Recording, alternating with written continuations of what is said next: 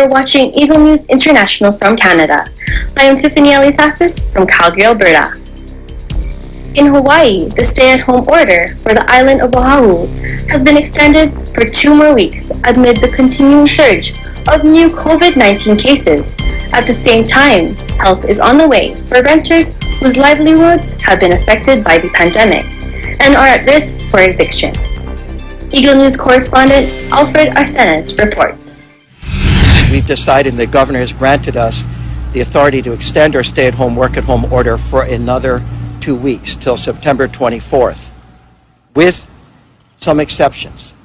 Now, it can be argued that with the ongoing surge of new COVID-19 cases throughout the state of Hawaii, residents right here on the island of Oahu were expecting the inevitable earlier today from Mayor Caldwell's announcement to extend the stay-at-home order.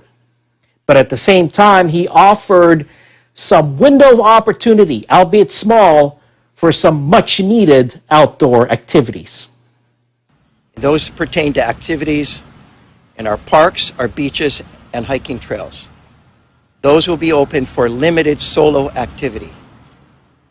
That means individuals can go into the park to sit down, to read, to meditate, to eat lunch, sit on a beach and get a suntan, go on a hike, and do everything else. Run, jog, walk.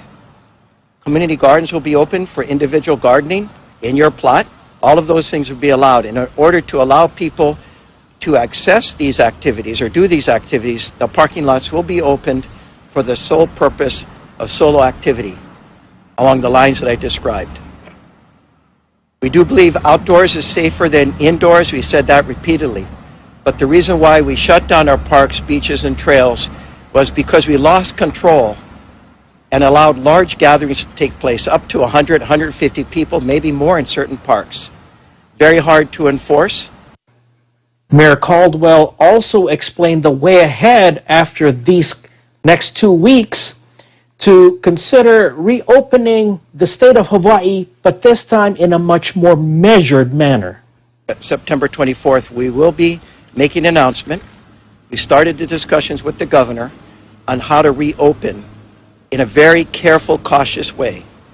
Not to rush like we did the first time, where we had 10 reopenings and then a surge in cases, which led to the second shutdown. We don't want to repeat that a third time. And so we're going to be very careful, put a lot more science, a lot more thought into what happens. The mayor further acknowledged the severe economic impact of these restrictions and lockdowns, especially throughout this summer. But he also emphasized that everyone's safety and health is top priority no matter what. As you know, we have now expended almost $60 million to assist small business and reopening. And we're going to continue to look for ways to help our small businesses. But one thing we all know, and you can even ask the small businesses, when you don't have a healthy community, you don't have a healthy economy. And I saw it with my own 2 eyes as I went to places like Zippy's. As the number of cases went up, we saw the number of people sitting in indoor dining drop because people didn't feel safe. And it's incumbent that we have people feel safe. And by having them feel safe, you got to show the numbers are down to a controllable number. And then people will go out and start to use these businesses again. Meanwhile, at the state level, Governor David Ige launched the Rent Relief and Housing Assistance Program, which is designed to provide financial assistance and counseling for renters who may have had a reduction in income due to unemployment or reduced hours due to the pandemic and are at risk of being evicted. $50 million out of the CARES Act has been appropriated for the first phase of this program. More information is available at the website hihousinghelp.com.